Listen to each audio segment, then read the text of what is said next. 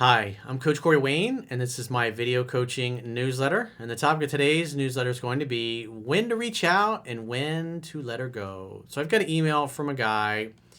Met a woman about a year ago, went out on 3 dates, and he could tell her interest was plummeting. And so at some point in last year, he got involved in my work, and then he got back in touch with her again. She gave him what sounded like a logical excuse as to why she basically ghosted him. They started hanging out, but once again, things totally fizzled out, just like last time. So obviously he's doing something wrong. So, because twice now, she's come into his life and he literally chased her right back out. And I do see this quite a bit because guys don't listen to me. They don't read the book 10 to 15 times. And then an ex comes back into the picture and then they just go right back to pursuing. And she goes from excited to talk to him again to totally bored and just ghosts him within a short period of time. So I got a quote that I wrote, and then we'll go through his email. The quote says, "You should spend your time with people who are excited to spend their time with you. People who care about you make the effort to see you. People who don't can't be bothered. Self-love notices romantic reciprocation or lack thereof. Never try to keep someone in your life who doesn't want to keep you in theirs. It's demeaning to yourself to continue trying to be around people who simply don't want, value, or appreciate you." And so the key with this is just noticing the level of reciprocation that's coming from the other person. And that's obviously a big thing that he failed to do. In other words, he was focused on his own high interest in her and completely ignoring the fact that her interest was low and it was dropping.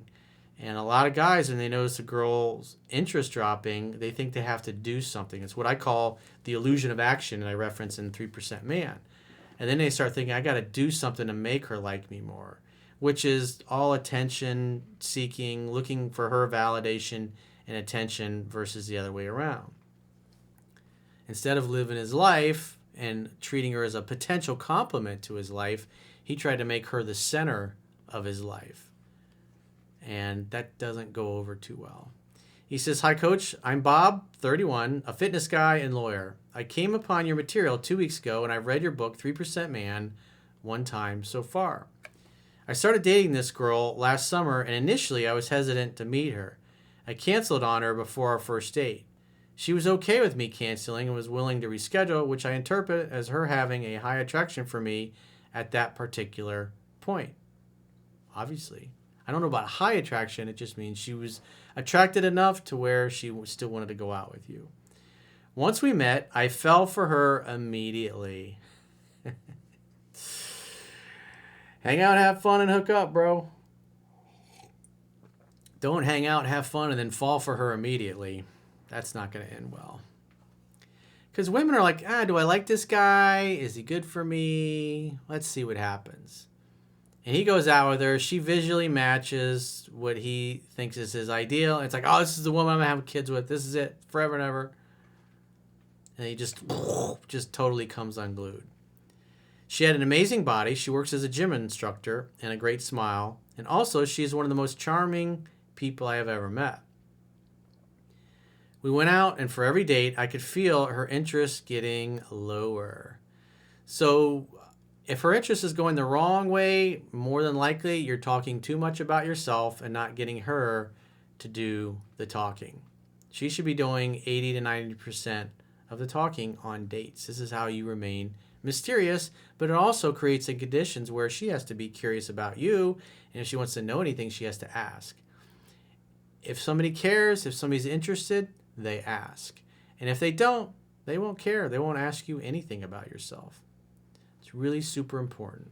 People like you, they want to know about you. When people don't like you, they don't give a shit, and they never ask. We ended up sleeping together on the third date, and after that, she ghosted me for 6 weeks. During this time, I texted her once every second week about setting up a date. So she's completely ignoring you, and you're continuing to reach out when you're getting ghosted. You don't do that. That shows that you're weak. That shows that you have no choices. That shows that other women don't want you. Because dating is like tennis. You want somebody who mutually chooses you also. So if you hit the ball over the net, you got to wait for them to hit it back. And the problem was she wasn't hitting it back, and you kept hitting new balls over the net. Eventually, she called me and said she didn't have those romantic feelings for me anymore. I said, all right, fine, take care, and we will see what happens in the future. So he chased and pursued to the point where she felt nothing. Bad way to go. She said she wanted to be friends, but I clearly told her either we are dating or we are nothing. Yeah, she wanted you as a plaything to amuse her. The simple formula is hang out, have fun, hook up. That's it. Create an opportunity for sex tap. And that's all you owe. We didn't have any contact for a year, despite me still being in love with her all that time. Yeah, you're not in love with her, dude. You didn't even know this chick. You were maybe in lust. You were lusting after her sexy body, but you weren't in love. That's not love. That's lust.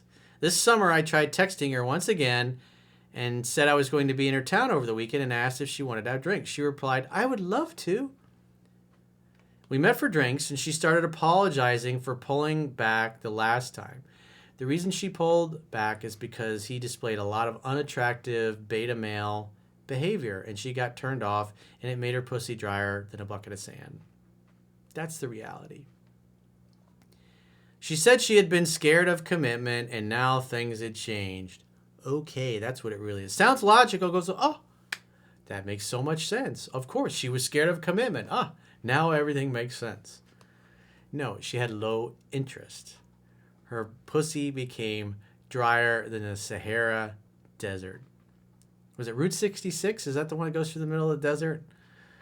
She also talked about seeing each other again, and I said, we will see how you handle our date tonight with a smirk.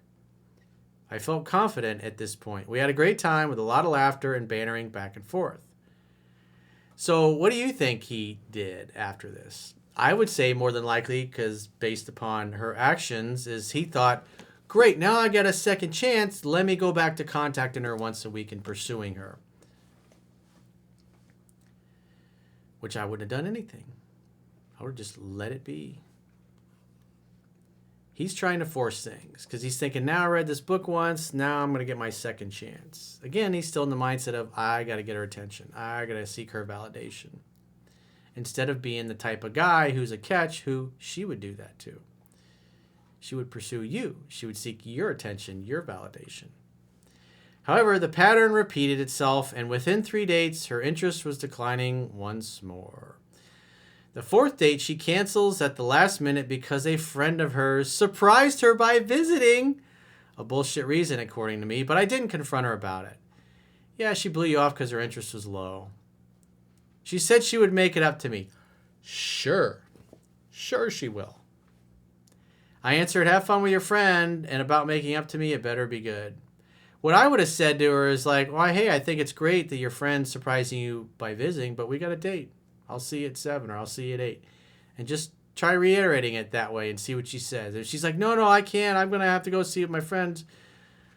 I was like, okay, well, and if she still tries to weasel out of it, I would say, well, we have plans. Tell your friend that you can see him tomorrow. But if she's determined to cancel the date, then I would delete the number and never call her again or text her for any reason.